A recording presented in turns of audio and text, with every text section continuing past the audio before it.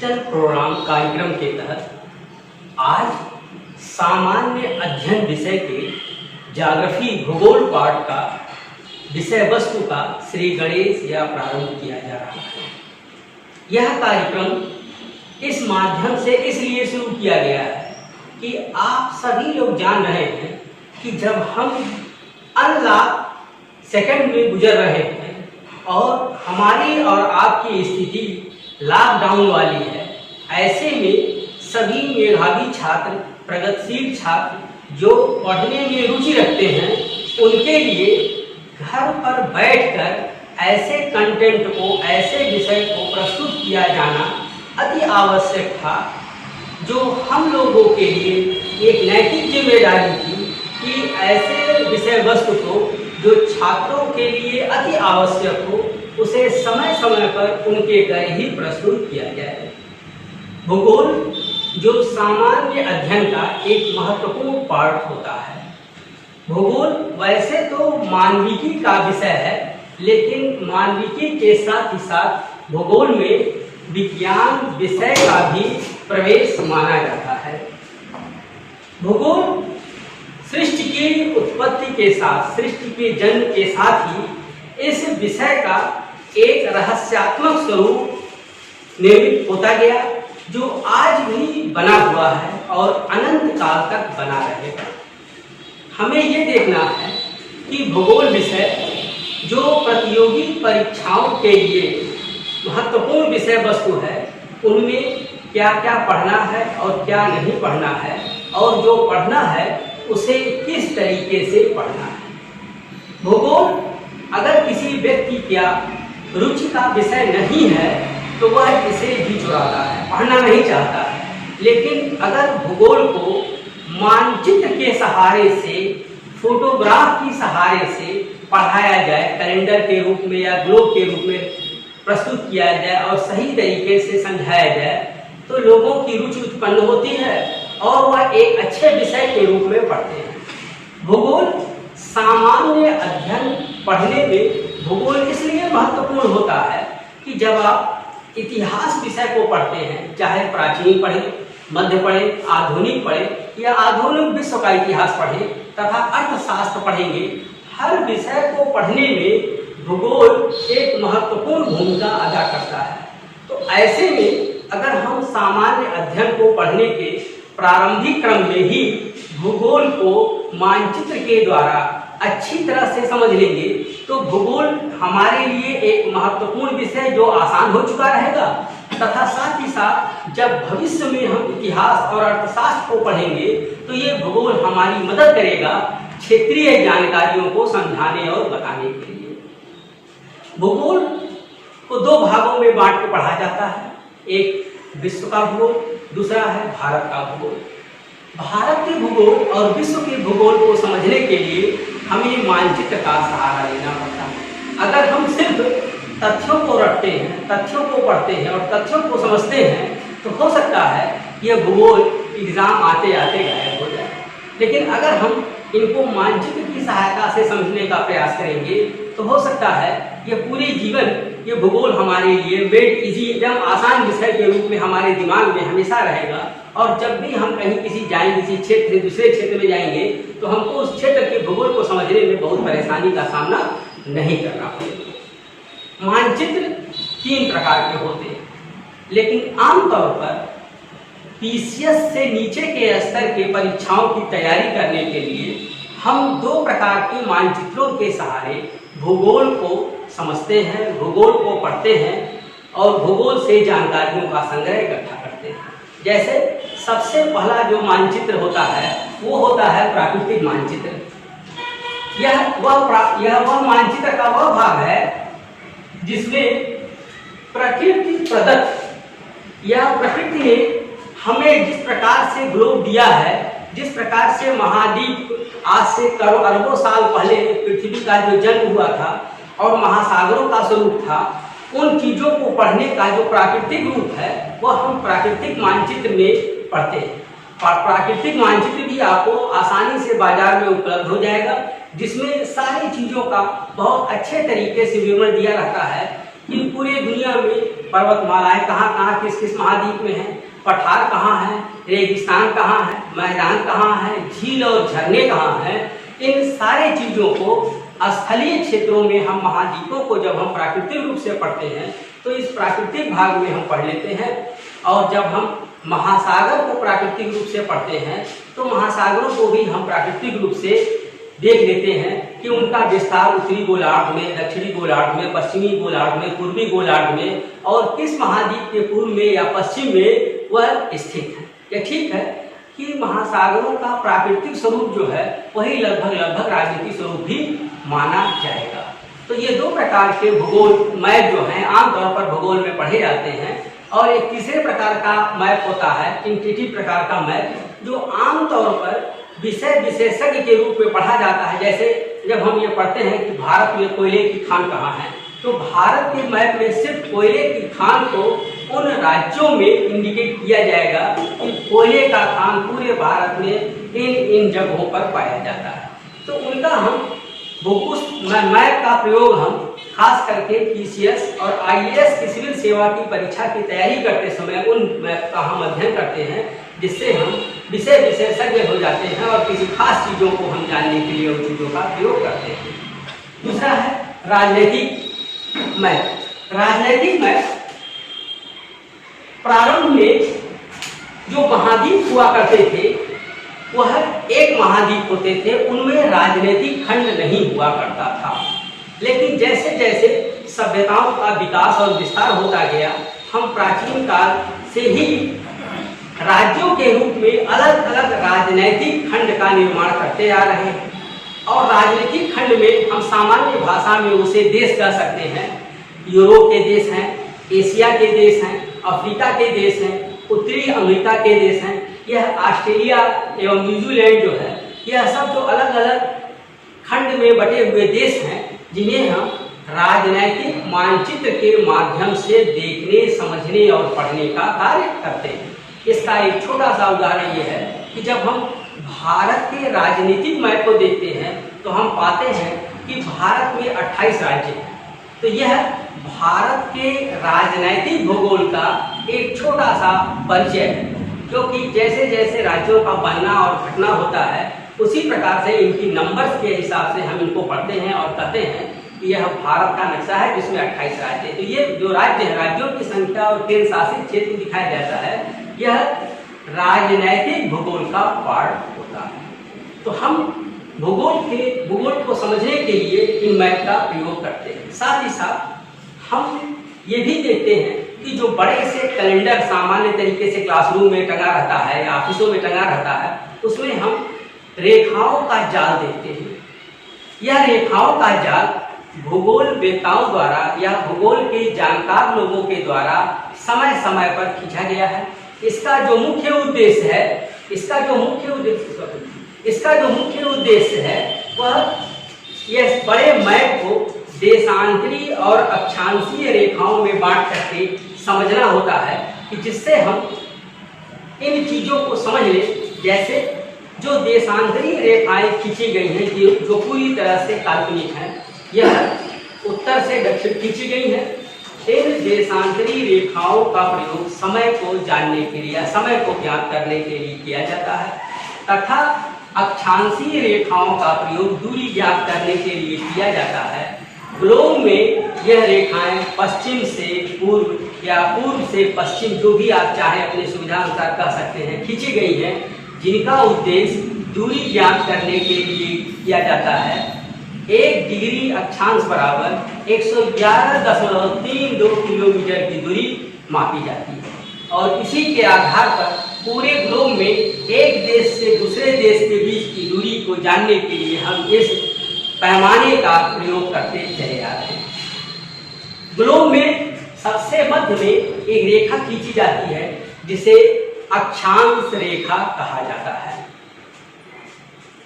Globe के मध्य में एक रेखा खींची जाती है जिसे अक्षांश रेखा, 0 डिग्री अक्षांश रेखा कहा जाता है, जिसे हम 0 डिग्री समानांतर रेखा भी कह सकते हैं। इससे ऊपर का सारा क्षेत्र उत्तरी भाग कहा जाता है और इससे नीचे का सारा क्षेत्र दक्षिणी क्षेत्र कहा जाता है। इस भाग को हम आमतौर पर उत्तरी गोलार्ध कहते हैं। इस भाग को आमतौर पर हम दक्षिणी गोलार्ध कहते हैं। ये सारा भाग दक्षिण का होने के नाते ये दक्षिणी गोलार्ध का हिस्सा है। ये सारा भाग उत्तरी भाग होने के नाते यह उत्तरी गोलार्ध का हिस्सा कहा जाता है। इसे पश्चिम क्षेत्र कहा जाता है, पश्चिमी क्षेत्र कहा जाता है, और इसे पूर्वी क्षेत्र कहा जाता है। ठीक है। जब हम 0 डिग्री देशांतर से इनका मूल्यांकन करते हैं तो ये सारा क्षेत्र पश्चिमी गोलार्ध का होता है और ये सारा क्षेत्र पूर्वी गोलार्ध का होता है। तो हम इन मैप की सहायता से इस गोलों में काल्पनिक रेखाओं के द्वारा हम गोले को 4 भागों में विभाजित करते हैं। पहले जब अक्षांशीय रेखा खींचते हैं तो गोला 2 भाग में बंटता है, जिससे उत्तरी गोलार्ध और दक्षिणी गोलार्ध के पार्ट को बांटा जाता है। जब हम 0 डिग्री देशांतरी रेखा खींच करके इसको 2 भाग में बांटते हैं तो यह पश्चिमी गोलार्ध और पूर्वी गोलार्ध के रूप में 2 भाग में बटा होता है। इसी के आधार पर हम इसमें यह पढ़ने का प्रयास करते हैं कि कौन सा महाद्वीप किस गोलार्ध में है। पश्चिमी गोलार्ध में है, पूर्वी गोलार्ध में है, उत्तरी गोलार्ध में, दक्षिणी गोलार्ध में है। कौन सा महासागर किस गोलार्ध में है, उत्तरी गोलार्ध, दक्षिणी गोलार्ध, पश्चिमी गोलार्ध और पूर्वी गोलार्ध। इसके आधार पर हम इसको समझने का प्रयास करते हैं कि उत्तरी गोलार्ध में स्थलीय क्षेत्र जाते हैं या दक्षिणी गोलार्ध में स्थलीय क्षेत्र जाते हैं। इन सारी चीजों को पढ़ने के लिए, समझने के लिए हमको इस छोटे से गोले में खींची गई इसके अलावा रेखाओं को पढ़, इसके अलावा कर्क रेखा और मकर रेखा, ये 2 रेखाएं भी बहुत महत्वपूर्ण होती हैं। कर्क रेखा जो उत्तरी गोलार्ध में खींची जाती है 23.5 अंश पर, मकर रेखा जो दक्षिणी गोलार्ध में खींची जाती है 23.5 अंश पर। इन्हीं दोनों रेखाओं के मध्य ही पूरे वर्ष सूर्य रहता है, जिसका परिणाम रहता है कि यह लगभग 47 अंश का क्षेत्र जो 23.5 अंश उत्तरी गोलार्ध का और 23.5 अंश दक्षिणी गोलार्ध का कर्क रेखा और मकर रेखा के बीच का जो क्षेत्र है, यह क्षेत्र ही सबसे इम्पोर्टेंट होता है और सबसे अधिक गर्म होता है। जैसे जैसे हम इसे आगे बढ़ते हैं तापमान हमको कम होता हुआ मिलता है। ठीक, इसके आगे जब हम बढ़ते हैं तो जब हम विश्व के भूगोल का अध्ययन करना प्रारंभ करते हैं तो विश्व के भूगोल का जो सबसे पहला पार्ट है वो है ब्रह्मांड। कि ब्रह्मांड की उत्पत्ति कब हुई, कैसे हुई, और उस ब्रह्मांड की उत्पत्ति के बाद इन सारी चीजों की विकास और विस्तार की प्रक्रिया क्या है। यह वर्ल्ड ज्योग्राफी का, विश्व के इतिहास का पहला पार्ट होता है।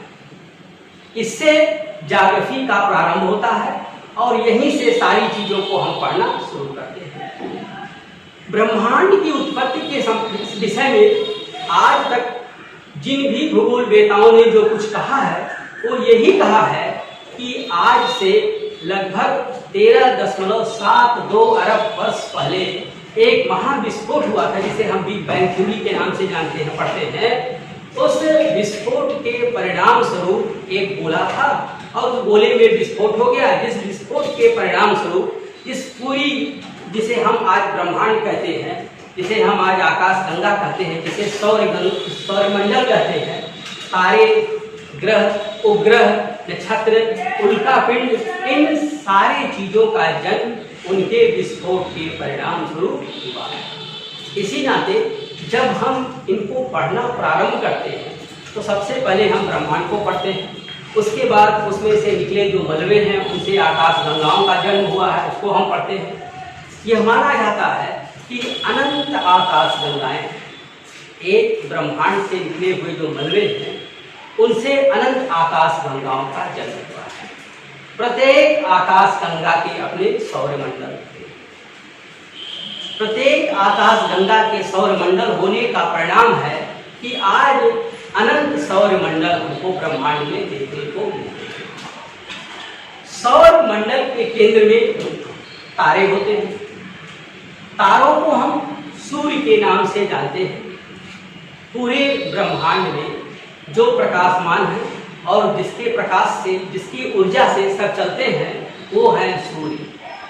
सूर्य की ऊष्मा, सूर्य की ऊर्जा, सूर्य की गर्मी ही ऐसी है जो पूरे ब्रह्मांड को अपनी आवश्यकता के अनुसार देती है और उसके प्राप्त करके सारे ग्रह, सारे उपग्रह अपनी आवश्यकताओं की पूर्ति करते हैं। हर आकाश गंगा के अंदर अनंत सौरमंडल है, हर सौरमंडल के अंदर अनंत तारे हैं। उन तारों के अंदर ग्रह नक्षत्रों का निर्माण पाया जाता है। जैसे एक सौरमंडल है, उस सौरमंडल में वर्तमान में 8 तारे हैं, जिनमें पृथ्वी भी एक तारा माना जाता है। पृथ्वी सौरमंडल में जो 8 तारे हैं, उनमें पृथ्वी ही एकमात्र ऐसा तारा है जिनमें ऑक्सीजन की मात्रा, जिनमें जल की मात्रा और जिनमें गुरुत्वाकर्षण की मात्रा ऐसी है जिसके नाते मनुष्य उसमें निवास कर सकता है। किसी अन्य ग्रह या उपग्रह में मनुष्य के निवास करने की स्थिति नहीं होती है, क्योंकि बहुत में जल का अभाव है या बहुत में गुरुत्वाकर्षण का ऐसा संतुलन है कि मनुष्य सामान्य तरीके से वह जिस प्रकार से पृथ्वी पर चलता है या पृथ्वी पर अपने क्रियाकलाप करता है, उस तरह से अपने क्रियाकलाप नहीं कर सकता। तथा गैसों का जो भंडार है या गैसों का जो संतुलन है वो ऐसा नहीं है कि जिससे मनुष्य आसानी से, मनुष्य या जीव जंतु आसानी से रह सके, जिसके नाते पृथ्वी ही एक ऐसा ग्रह है जिस पर इन सारी चीज़ों की उपलब्धता एक निश्चित मात्रा में है, जिसके परिणाम स्वरूप ये सारी चीज़ें हमको देखने को मिलती हैं और जिसके नाते मनुष्य निवास कर रहा है। जब हम इनसे आगे बढ़ते हैं, जब ग्रहों को, उपग्रहों को, उल्कापिंड को पढ़ करके जब हम इससे आगे बढ़ते हैं तो हमको महाद्वीप और महासागर पढ़ने को मिलता है। वर्तमान में महाद्वीपों की संख्या 7 बताई जा रही है। वर्तमान में महाद्वीपों की संख्या 7 है। यह ठीक है कि अभी कुछ दिन पहले यह शोध से पता चला कि अफ्रीका महाद्वीप 2 भागों में विभाजित हो रहा है और अफ्रीका महाद्वीप का पूर्वी खंड, पूर्वी हिस्सा वो आने वाले 2 करोड़ वर्षों में दरार के द्वारा टूट जाएगा और 2 भाग में विभाजित हो जाएगा। ऐसे में महाद्वीपों की संख्या बढ़ जाएगी और महासागरों की संख्या का भी क्रम बढ़ जाएगा। लेकिन वो आने वाले समय की बात है, उस पर जब कुछ और ज़्यादा डिटेल आ जाएगा तो पर हम चर्चा करेंगे। फिलहाल हम देखते हैं कि वर्तमान में जो हैं उनको पढ़ने का ही आज काम करेंगे, समझने का प्रयास करेंगे। आज की जो क्लास है वह एक भूगोल से परिचय कराने का क्लास है। आज मैं आप लोगों को ये बता रहा हूँ कि भूगोल में किन किन टॉपिक को पढ़ा जाता है, क्यों पढ़ा जाता है, इसलिए इनसे क्वेश्चन पूछे जाते हैं। इसी नाते इन सारी चीज़ों को हम लोग समझने का प्रयास करेंगे, तथ्यों को समझने का प्रयास करेंगे और जो कुछ भी पिछले 5 सालों में पूछे गए हैं उन प्रश्न को सॉल्व करने का प्रयास करेंगे कि ग्रहों से क्या पूछा गया है, अगर ये प्रश्न आता है तो इसका सही आंसर क्या होता है, और जो 3 आंसर गलत होंगे वो 3 आंसर गलत क्यों है, ये भी हम उस पर डिस्कस करेंगे। तो आज का जो क्लास है वो सिर्फ इस बात को बताने का है कि आपका कंटेंट क्या है, आपका विषय सूची क्या है, जिस पर हम लोगों को फोकस करना है, पढ़ना है। और इसी को अगर हम कायदे से पढ़ लेते हैं, समझ लेते हैं और एक नोट तैयार कर लेते हैं तो कोई भी परीक्षा में कोई भी प्रश्न जो पूछा जाएगा उसको बताने में, आप लोगों को सॉल्व करने में किसी प्रकार की कोई परेशानी नहीं होगी। तो हम ब्रह्मांड के बाद जिस अगले टॉपिक को पढ़ेंगे उसका नाम है महाद्वीप, जिनकी संख्या है 7। ठीक, इनको जब हम पढ़ेंगे तो बड़े से छोटे के क्रम में पढ़ेंगे कि जो सबसे बड़ा महाद्वीप जैसे एशिया है उसको पढ़ेंगे और जो सबसे छोटा महाद्वीप है उसको हम पढ़ेंगे कि ऑस्ट्रेलिया सबसे छोटा महाद्वीप है।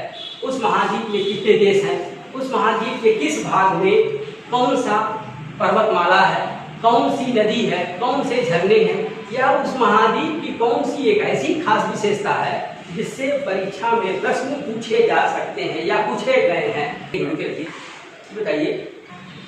ठीक, फिर हम देखते हैं महासागरों को, क्योंकि इस महासागरों का भी अपना एक बड़ा महत्वपूर्ण रोल होता है।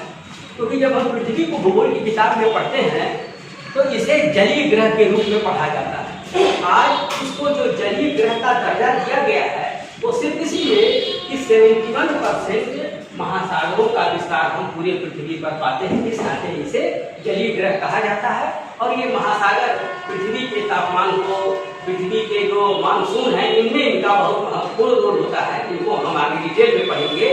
बड़े से छोटे के क्रम में कि सबसे बड़ा कौन है प्रशांत महासागर और सबसे छोटा कौन है जो है आर्कटिक महासागर, इसको हम पढ़ेंगे। फिर हम पढ़ते हैं वायुमंडल।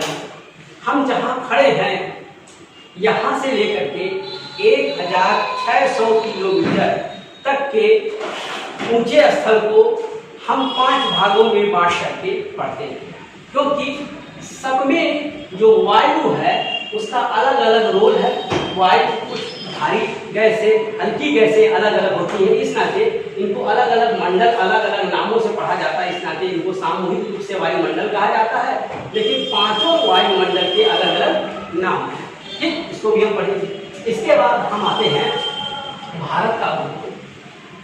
पीसीएस और सिविल सेवा की परीक्षा के अलावा जितने भी वन डे एग्जाम होते हैं, आमतौर पर इन परीक्षाओं में भारत के भूगोल से ज्यादा प्रश्न आते हैं। भारत का भूगोल आप लोगों के लिए विश्व के भूगोल से ज्यादा महत्वपूर्ण पार्ट बना होता है, इससे ज्यादा क्वेश्चन आते हैं। इस नाते आप लोगों को इस पार्ट को बहुत ही गंभीरता से इसको पढ़ना है कि इसमें से कोई भी तथ्य और छूटने ना पावे। सारी चीजों को क्रम से समझना है, जिससे कि सारे परीक्षा में पूछे जाने वाले प्रश्नों का हम आसानी से जवाब देंगे, ठीक।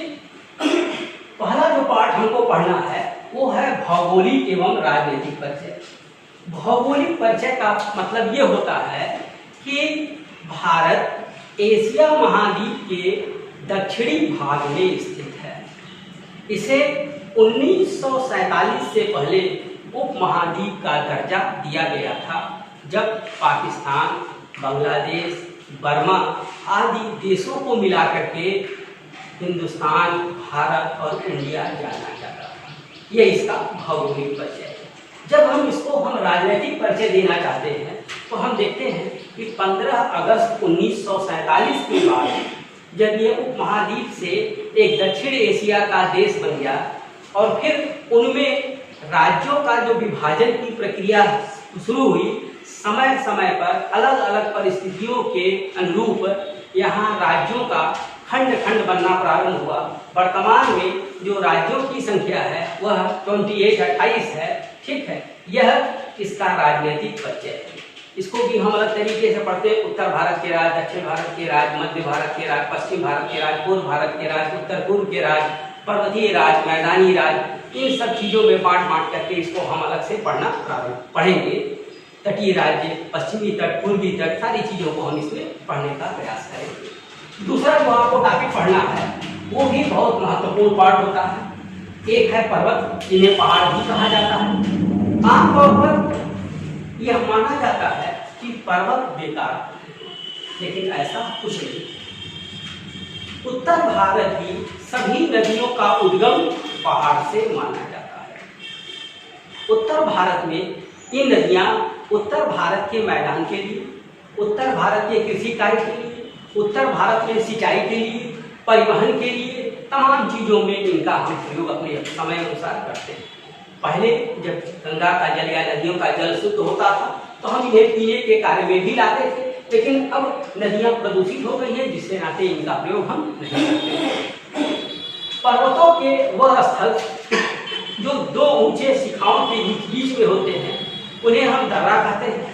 दर्रा जिसमें से एक नाम है खैबर दर्रा, जो बहुत पॉपुलर दर्रा है, जिसको आप सभी लोग जानते होंगे, नाम से जानते हैं। पाकिस्तान और अफगानिस्तान के मध्य पाया जाता है, हिंदुकुश पर्वतमाला के बीच में स्थित है। ये दर्रे प्राचीन काल से आवागमन के मार्ग के रूप में प्रयोग किए जाते हैं। वर्तमान में भारत और चीन के साथ दर्रों को लेकर के समझौता हुआ है कि इन दर्रों को खोला जाएगा, जिन दर्रों से हमारे व्यापार होंगे, उन दर्रों से हमारे जो आने जाने वाले लोग हैं पर्यटक के रूप में या अन्य रूप में, वो लोग आने जाने के लिए इन दर्रों का प्रयोग किया करेंगे। पठार भी आमतौर पर बेकार जमीन मानी जाती है, लेकिन भारत का जो रूल क्षेत्र है जिसमें सबसे अधिक कोयला पाया जाता है वो पठारी क्षेत्र है। पठारी क्षेत्र वह क्षेत्र होता है जो पर्वतों की तरह शंकुकार आकार का नहीं होता है, वह एक उल्टे कटोरे की तरह होता है, ठोस होता है, लेकिन प्राकृतिक संसाधन के रूप में भूगर्भीय संसाधन के रूप में पठार का अपना एक अलग महत्व होता है। वह ये कि सोने की इन सारी चीज़ों खान के रूप में हम इनको देखते हैं जो पठारी क्षेत्र में पाए जाते हैं। मैदान वह क्षेत्र होता है जो समुद्र तल से 150 मीटर की अधिकतम ऊंचाई वाला क्षेत्र होता है, जो लंबे समय तक नदियों के द्वारा लाए गए मिट्टी से गाद से निर्मित होता है। और यह एक मैदानी क्षेत्र किसी भी देश के लिए, कृषि कार्य के लिए या बड़े औद्योगिक स्थापना के लिए बहुत ही महत्वपूर्ण होता है, क्योंकि आमतौर पर मैदानी क्षेत्र में ही नगरीकरण की प्रक्रिया होती है।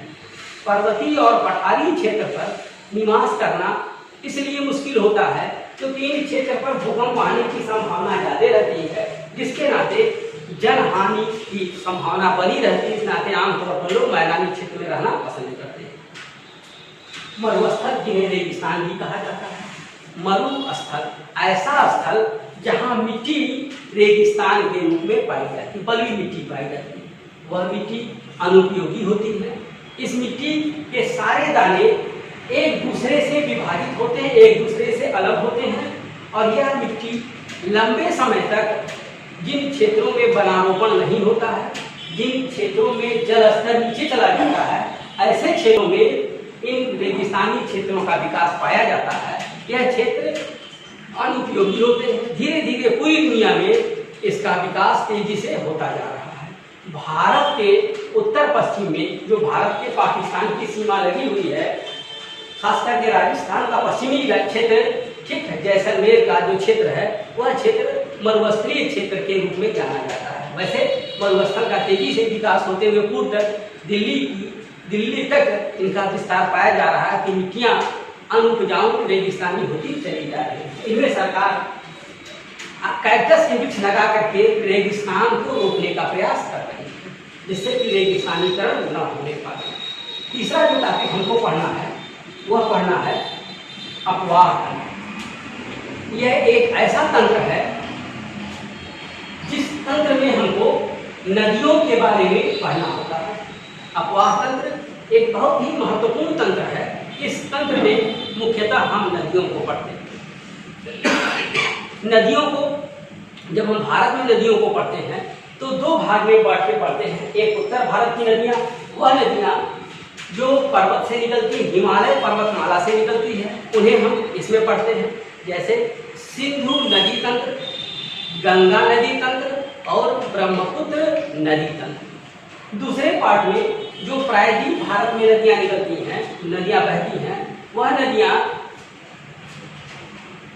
झरने से या सोते से निकलती हुई पाई जाती हैं। प्रायद्वीप भारत से निकलने वाली नदियाँ आमतौर पर पश्चिमी तट से निकलती हैं और पूर्वी तट में बंगाल की खाड़ी में गिर जाती हैं। दो नदियाँ नर्मदा और ताप्ती इसकी अपवाह मानी जाती है। जो पूर्व से निकलकर पश्चिम में गिरती हैं, उसका कारण यह है कि दोनों नदियों के दोनों तरफ उत्तर और दक्षिण में पर्वतमाला का विस्तार पाया जाता है, जिसके नाते उनके साथ ऐसी गतिविधि होती है जो उल्टी दिशा में वो बहती पाई जाती है। वर्तमान में सरकार नदियों के सफाई के लिए नमामि गंगे जैसे परियोजना को चला रही है। जब हम भूगोल को पढ़ेंगे तो खास करके हम इस बात का विशेष ध्यान रखेंगे कि जिन टॉपिक पर सरकार की कोई ऐसी योजना चल रही है जो परीक्षा में करंट के नाम से जानी जाती है या करंट के क्वेश्चन के रूप में पूछी जाती है, उनको भी हम मिला करके पढ़ने का और समझने का प्रयास करेंगे कि वो परियोजना कब शुरू की गई, उसका क्या स्थान है। यह ठीक है कि 1985-86 में गंगा के सफाई के लिए परियोजना शुरू की गई, लेकिन वह पूरी तरह सफल नहीं हुई।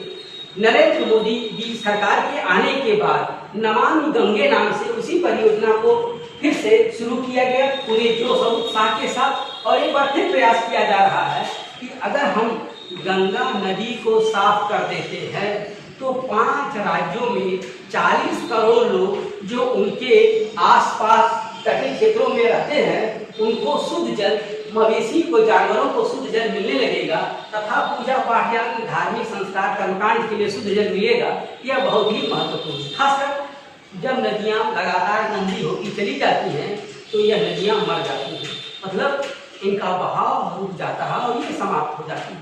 यह जैव विविधता बहुत ही खराब स्थिति है कि कोई नदी सरकार के या जन सहयोग के देखरेख के अभाव के नाते ऐसी स्थिति उत्पन्न हो जाए। कुछ छोटी नदियां कालकल्पित हो चुकी, समाप्त हो चुकी हैं। इस नाते सरकार विशेष ध्यान रख रही है कि अब कोई नदी गंदी न हो और कोई नदी मरने न पाए, उन्हें जिंदा रखने के लिए ये प्रयास किया जा रहा है। वर्तमान में नदियों को जोड़ने की भी परियोजनाएं शुरू की गई है, क्योंकि जब हम बरसात के सीजन में देखते हैं कि कुछ राज्यों में भयंकर बाढ़ की स्थिति आती है, जैसे सबसे पहले हम असम में देखते हैं, फिर बिहार में देखते हैं, यूपी में देखते हैं। यह राज्य ऐसे हैं जिनमें बहुत बड़ी मात्रा में बाहर से नदियां, नेपाल से, ठीक है, तिब्बत से नदियों का उद्गम होता, स्रोत होता, अत्यधिक मात्रा में पानी आ जाता है, जिसके परिणाम स्वरूप कुछ राज्यों में भयंकर बाढ़ आ जाता है और कुछ राज्य सूखे से दो चार होते हैं। ऐसे में इस समस्या के समाधान के लिए नदियों को नहरों के द्वारा जोड़ करके उन नदियों में जहाँ पानी अत्यधिक है, अतिवृष्टि हुई है, वहाँ के जल को अनावृष्टि वाले क्षेत्र में भेज करके बाढ़ की विभीषिका को कम किया जा सकता है तथा सूखे क्षेत्र में सूखे की समस्या का समाधान कर दिया जाए। तो इसको हम इसमें पढ़ेंगे। फिर अगला टॉपिक है मिट्टी, क्योंकि भूगोल में मिट्टी का बड़ा महत्वपूर्ण रोल होता है। भारत में जो मिट्टी पाई जाती है, कृषि अनुसंधान परिषद के द्वारा उसको 8 भागों में बांट करके बताया जाता है।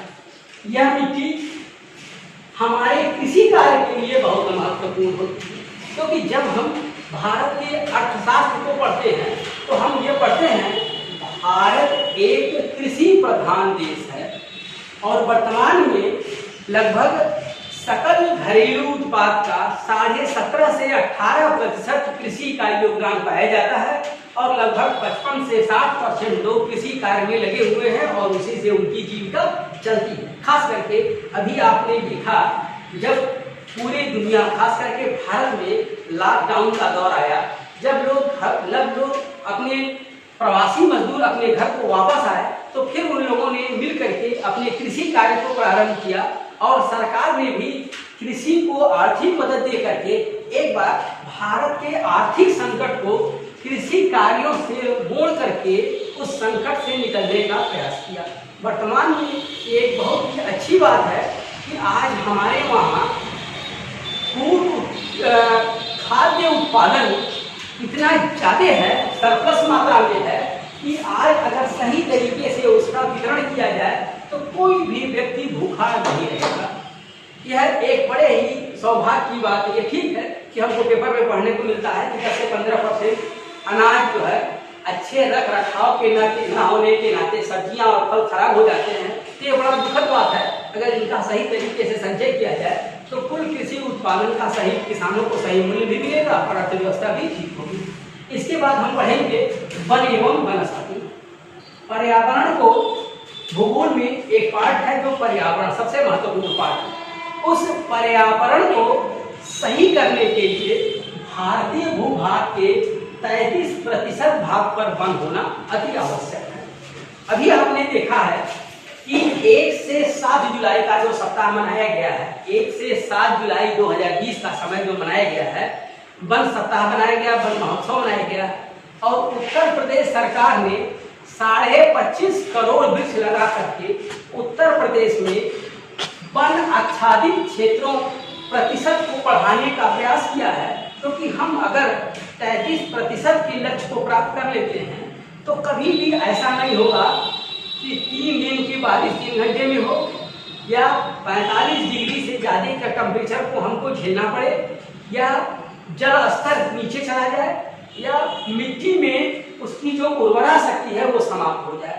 इन सारी चीज़ों को रोकने के लिए तथा पर्यावरण में प्राकृतिक ऑक्सीजन की मात्रा, प्राकृतिक रूप से ऑक्सीजन की मात्रा इतनी रहे कि किसी भी व्यक्ति को कभी भी किसी ट्रैफिक जाम में यह महसूस न हो कि उसे दम घुट रहा है। क्योंकि जैसे जैसे ग्लोबल वार्मिंग हो रही है, जैसे जैसे औद्योगिकरण हो रहा है, कार्बन डाइऑक्साइड की मात्रा बढ़ रही है और ऑक्सीजन की मात्रा घट रही है। यह बहुत ही हार्मफुल है, बहुत ही नुकसानदायक है। इसी नाते इस बार के जो वृक्षारोपण कार्यक्रम को प्रारंभ किया गया, इसमें पीपल, बरगद, नीम तथा ऐसे पौधों पर विशेष ध्यान दिया गया है जो प्रकृति के लिए तथा मनुष्य के लिए, दोनों के लिए आवश्यक है, और ज़्यादा से ज़्यादा मात्रा में लगा करके उनको इस चीज़ को ठीक करने का प्रयास किया गया है। इसी के साथ हम आज देखिए, पर्यावरण, वन और वनस्पति पढ़ने के बाद जो अगला आपका टॉपिक आएगा जलवायु,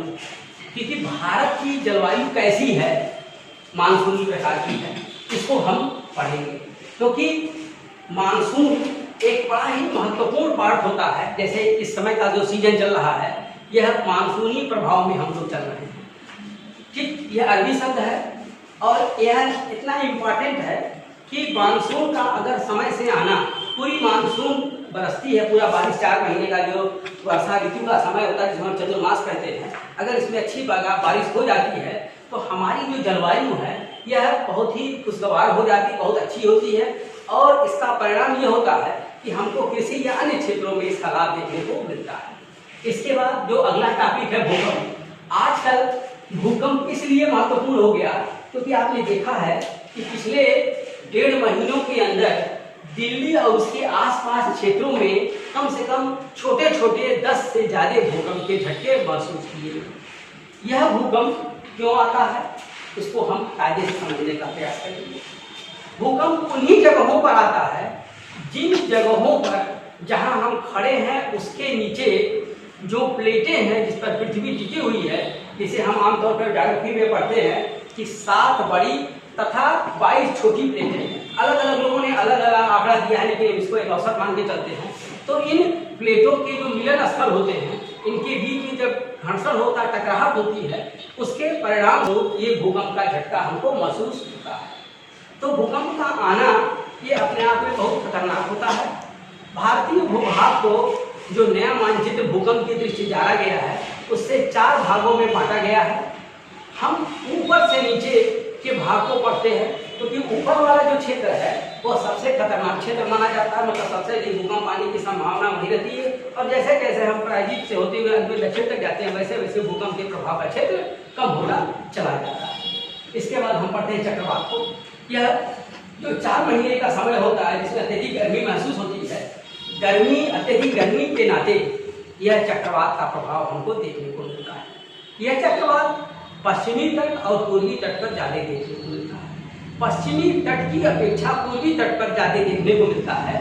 उसका एक बहुत बड़ा कारण ये है बंगाल की खाड़ी में चक्रवात, क्योंकि जब बंगाल की खाड़ी में हवा अंदर प्रवेश करता खाड़ी की तरफ, तो 3 तरफ से स्थल होते हैं। एक तरफ भारतीय भूभाग है, एक तरफ बांग्लादेश है और तीसरी तरफ बर्मा है। इसका परिणाम ये होता है कि जो गर्म हवाएं बंगाल की खाड़ी से उठती हैं, वो जा करके इनमें फंस जाती हैं और बार बार घूमते हुए ये अपना प्रभाव दिखाती हैं, जिससे जनहानि, धनहानि और प्राकृतिक वनस्पतियों का नुकसान होता है। अभी आपने देखा उड़ीसा और पश्चिम बंगाल के क्षेत्र में जिस प्रकार से चक्रवात आया, 160 किलोमीटर प्रति घंटा की रफ्तार से तेज हवाएं चल रही थी, जिससे बहुत बड़ा जनहानि हुआ, नुकसान हुआ।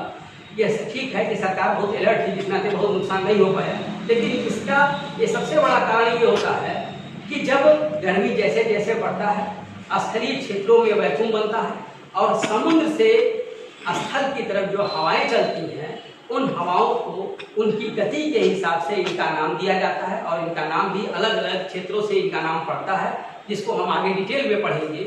और ये जो है एक क्षेत्र को बहुत ही नुकसान और प्रभावित करते हैं। इसके बाद जो अंतिम टॉपिक है वो है लू। लू गर्म हवा होती है।